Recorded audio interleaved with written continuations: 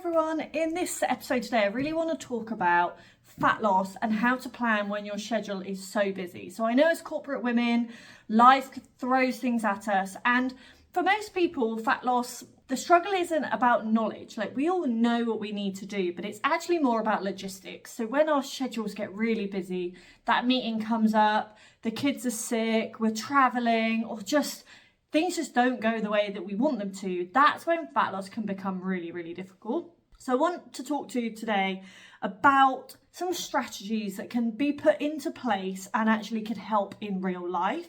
And they'll help when those schedules and when those days and those weeks don't go to plan. Thinking back to these strategies should really be able to help get you back on track. So the first one is simply the concept of having a default day.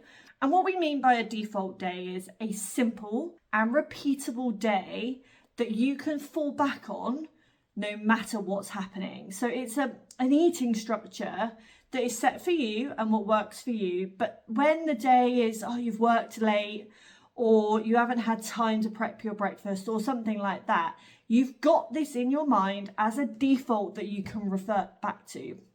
And the reason we want to do that is a lot of the time we're super busy and we get home and then you've got to think about your dinner, the kids are running around, the dog needs feeding, you might be feeling under the weather. There are so many reasons why just we don't meal plan or we don't prep or anything like that. So by having this default day in place, what it means is when we come home, we haven't got to think about what we're having for dinner, because in our default day, we already know what that dinner is. So it's taking away that decision fatigue, which as corporate women, if we've spent all day thinking about work, decisions, the project, etc., we don't want that additional decision when we then get home. It also means that we can keep our calories really predictable. So I am of the opinion that we shouldn't track every single day, and we don't really need to. Like, we should get to a point where we're mindful in what we're eating.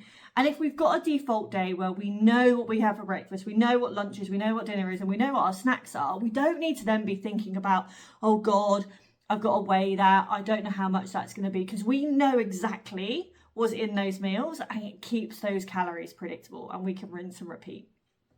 And finally, having the default day means it works no matter what. So even if you have to go to the client office, or you have to travel, or you're late home from work because you got held up in a meeting, or had to go and pick the kids up from a club, our default day is there. We know what it is and it works regardless. So a couple of examples of what that might look like. So for your first meal, likely to be your breakfast, it's a high protein, high fiber meal. So think overnight oats. You know exactly what you're putting in those oats every single time you make them. Could be Greek yogurt, berries, and a handful of nuts. You know, a dollop of this, a sprinkle of this, bam, done. You know you can make that in a couple of minutes and it's sorted.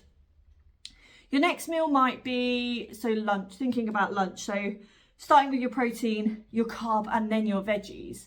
So that might be a chicken salad with a big spoon of rice. You know that you could prep that, and you know exactly what's in it, what flavouring, etc. you want. You haven't then got to think about it. Finally, your dinners, that might be, you want to think protein and veg. So you could have an omelette, it could be a stir fry, it could be a tuna wrap. You know exactly how to make that really, really quickly, what veggies you need, what ingredients, bam, it's done.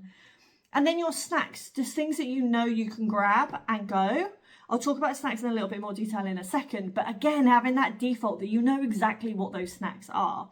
So as I say, having that default day takes away the need for us to think about it, and we can rinse and repeat that whenever life gets super busy. So something for you to think about, what does that day look like for you? My strategy number 2 is all around snacks. So as I say, what we want, and we all do love a snack, and snacks should never be banned from anybody's diet, right? You should be able to factor these into your day. But think about it as an insurance policy. So what 1 or 2 high protein, low calorie snacks do you have at hand that you can just grab when you need them? So you want to think about that as I know it's there. If I need it, I can grab it. So that whether that's in your bag, in your gym bag, you keep it in your drawer at work, you take it on a Monday when you go into the office and it's there in the fridge waiting for you. So what does that look like for you? What are those 1 or 2 snacks that are there as your insurance in case you need them? You can grab them. Again, similar to that default day, you know what they are. You haven't got to think about it. They're just there. The third strategy is more around when we can't control what we're actually eating. And what we want to think about is a formula. Very basic. So it's protein plus produce plus portion control. So think about 3 P's. So it's the protein that's going to keep you super full. That's what we want. That's what we want to keep us going throughout the day. The produce side of things is like your veggies. So your volume. What else can you add when things are busy? Chuck extra vegetables in, and you know that that's again going to bulk your food out. And then the final one is portion control. That is what it says on the tin. How much are you eating? And if you know you're going to be away with work, or you know there's going to be a lunch or a dinner or something like that, instead of thinking about what it is that you are eating, because we can't necessarily control what gets put in front of us if we're on a training day, for example. But think about how much you're eating. Think about that portion control.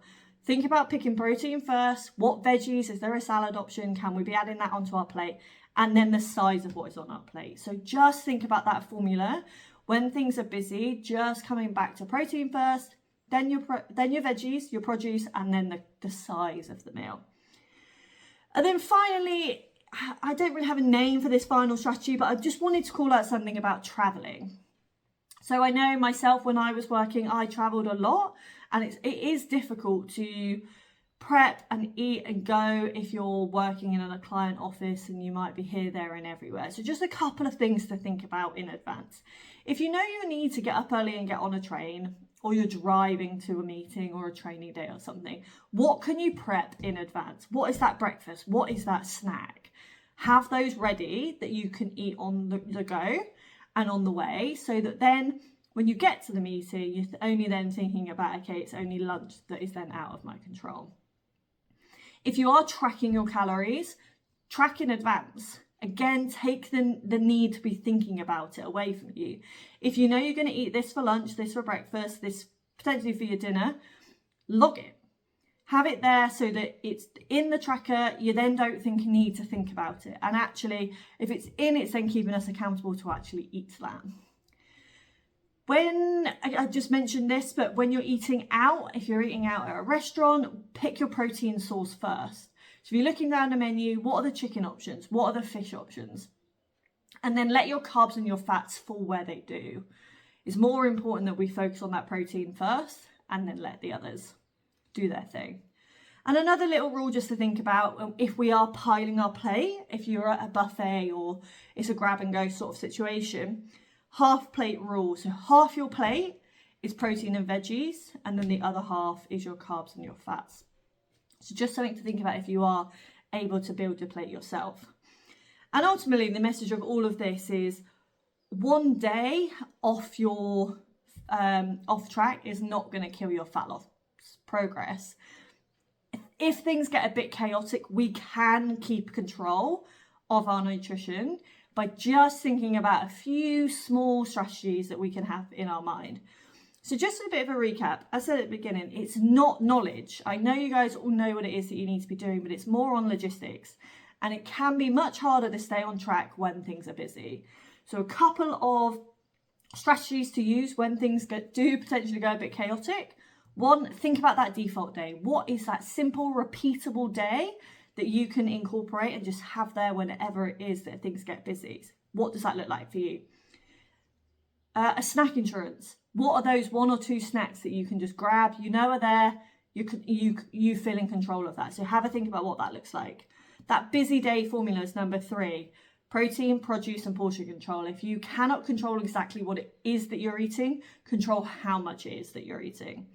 And then finally, when you're thinking about traveling, if you're away from the office, etc., on a train, at a client office, what can you do in advance to help release the pressure and that decision fatigue that we get into? Tracking in advance, prepping meals, and that half plate rule. So just a couple of strategies for you to think about moving forward, which should really hopefully help to ease the burden when things get a bit chaotic and help with that fat loss.